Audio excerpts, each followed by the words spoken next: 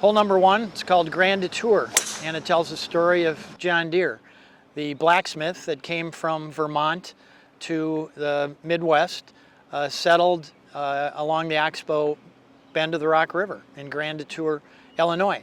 He eventually came to the Quad Cities, set up because of the river power of the Mississippi River.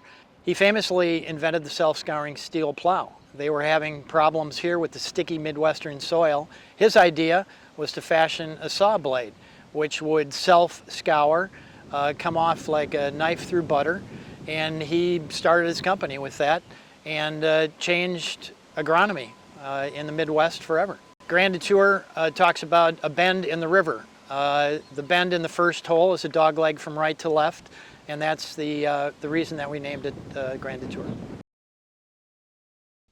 Hole number two, Colonel Davenport. Colonel Davenport, what an amazing part of Quad City history. One of the 4 Quad Cities. Davenport is named after him, and he was murdered by the banditti of the prairie, some outlaws who came into town. Unfortunately, he was their victim, and there was a search, and they finally found the banditti of the prairie in the farmhouse where the foundation still exists behind the second green. And once they were found, everything changed for them, and unfortunately everything changed for Colonel Davenport too, but we wanted to make sure that he was recognized and that part of Quad City history was retold on this hole. Hole number 3 is Stone House. Erskine Wilson owned eventually 1,800 acres here that he bought for $1 an acre on both sides of the Rock River. He is the guy that owned the farmhouse that the banditti of the prairie got caught in, because he ran a ferry across the Rock River to both sides of his farm property. He decided, after living in a log cabin, to build the stone house in the mid-1800s, and unfortunately died before it was ever finished, but all of the stones were quarried about a mile from here. And the stone house, since 1854, has stood proudly here and now serves as the office of the John Deere Classic. Hole number 4, Friendship Farm. It's named that to recognize and honor the farm that the Hewitt family owned on this property that raised world-famous Arabian horses and Simmental cattle. They, along with Erskine Wilson and Native Americans, revered this piece of property, wanted it to be used in an open way to do something positive, and this is the way they used it. They revered this property and really wanted to honor it just as everyone had for 5,000 years. The Hewitt tree in the middle of the fairway is kind of a preservation element that D.A. Weibring wanted to keep in place, and as such honors the Hewitt family and everything they did on their stewardship on this property when they ran Friendship Farm. Hole number 5, Lincoln's Crossing. We found out that the history of the Mississippi River, the first bridge across the Mississippi River by the railroad, is pretty famous in that there was a lot of controversy that it was going to impede river travel. Sure enough, the F.E. Afton riverboat crashed into the bridge, and there was a big lawsuit. The federal government was represented by a young up-and-coming lawyer, Abraham Lincoln, and they eventually won that lawsuit, had the rights to build the bridge. The F.E. Afton did not have unencumbered rights to the river. That was a decision, and we just kind of learned about that story during the time when we were naming the holes, so thought as part of Quad City history it was important to have that as part of the 18-hole story. Hole number 6, William Butterworth, is a story that honors, again, one of John Deere's heirs. His wife was a granddaughter of John Deere, and they bought from Erskine Wilson 400 or so acres over time, and used this, as kind of a family refuge. It eventually went to the Hewitt family, but they really took care of it. And William Butterworth actually was the Secretary of Commerce for the U.S. government under Herbert Hoover. So he had a national role and something that ties back again to the Quad Cities, and something the Quad Cities should be really proud of. Hole number 7, Timber Ridge. We had originally wanted to name the hole Olympic Hero in honor of the 7-foot putt that famously Jack Fleck, Davenport club professional, made to force a playoff in the 1955 U.S. Open with Ben Hogan, which he wound up winning.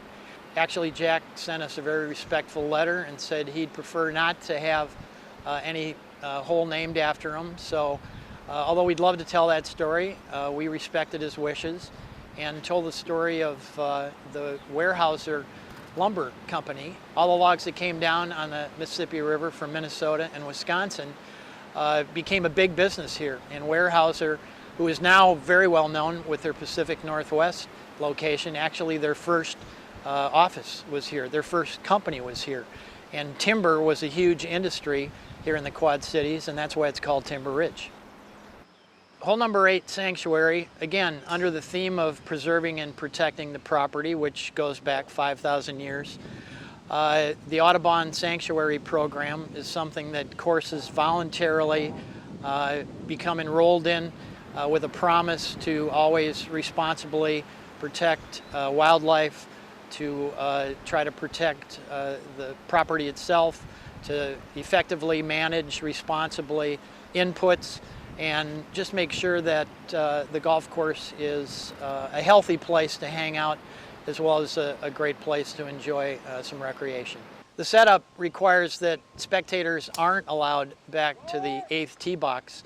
So the volunteers that spend kind of a quiet day back there certainly appreciate the fact that it's environmentally and ethically a great place to hang out.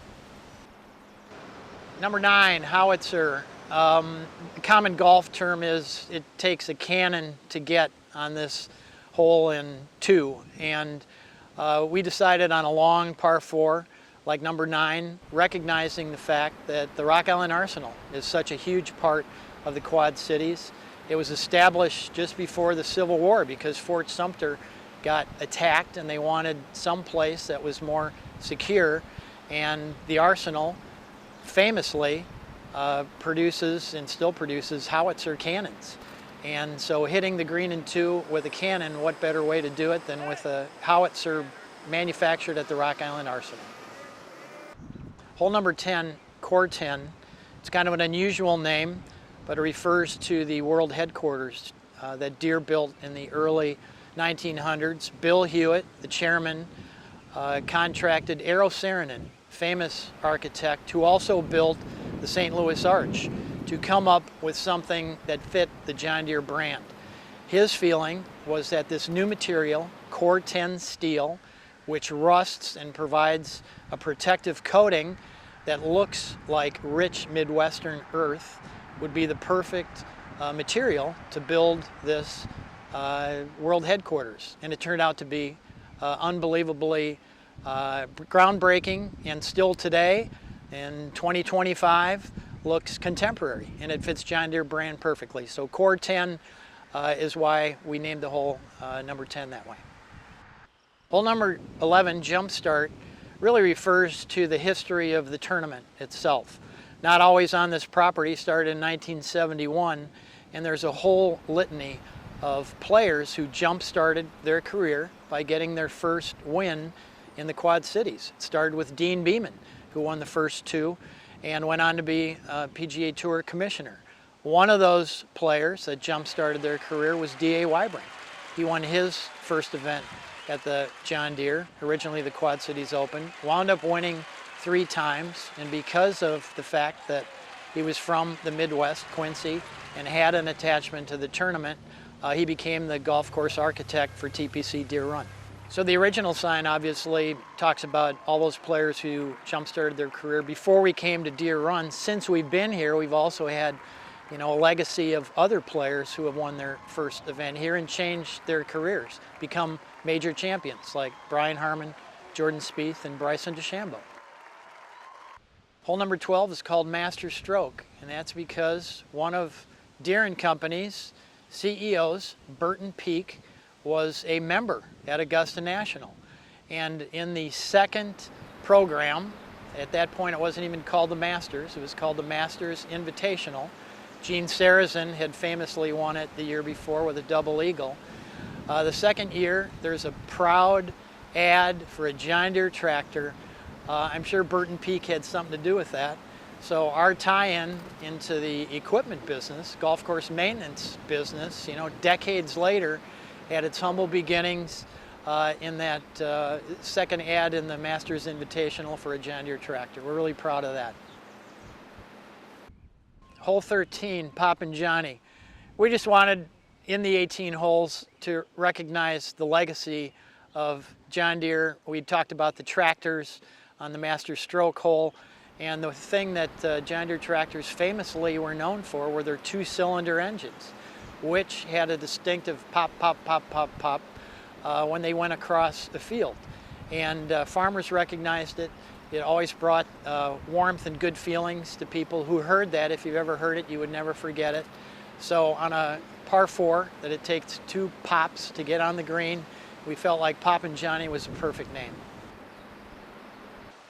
Hole number 14, Deere Run. This is one of the great marketing stories of John Deere's history. In the 1970s, John Deere was new to the snowmobile business, and they were looking for a tagline. The Gardner Agency out of St. Louis was hired. Bob Wright, one of their copywriters, was charged with coming up with this slogan.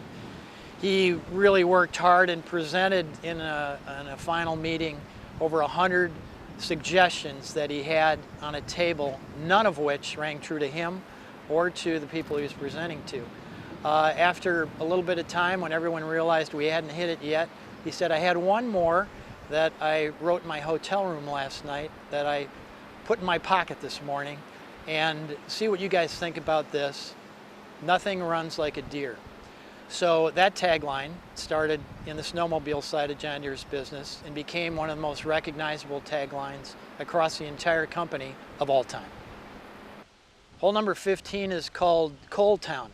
Many of these stories were researched by my intern in the late 90s, Lindsay Beckman-Skeen. I want to give her a shout out because she went to the library and came back with this great story about immigrants from Europe coming here because of the coal seams that were around the Quad Cities. There were 46 active coal mines going at one time, and one of them was in Silvis, run by the gentleman who Silvis is named after. And we decided that that Coal Town Road, which runs right at the bottom of the property, which was named that way because railroad cars used to take coal off this property from the Silvis mines, should be recognized. So Lindsay came up with that one, and it's a great name, and Coal Town is something that's still a part of this legacy of the property. Number 16, Mother Earth, is a really special one because we got the input of the Meskwaki Native Americans. Because of the 5,000-year archaeological sites here, we wanted to make sure, number one, that they were never disturbed, and they weren't. But number two, that while we were naming the holes, maybe they could tell some of the story, from their ancestors as well. And the Native Americans believe Mother Earth, protects everyone, and property and nature is something to be taken care of. And that story talks about the fact that in addition to taking care of the property, they loved athletic events. They loved activities, and they talked about lacrosse matches that would often happen, snow stake races in the winter as they send pieces of wood down hills. And so this property being protected as a golf course with a wonderful activity was something that they felt was a great use for it.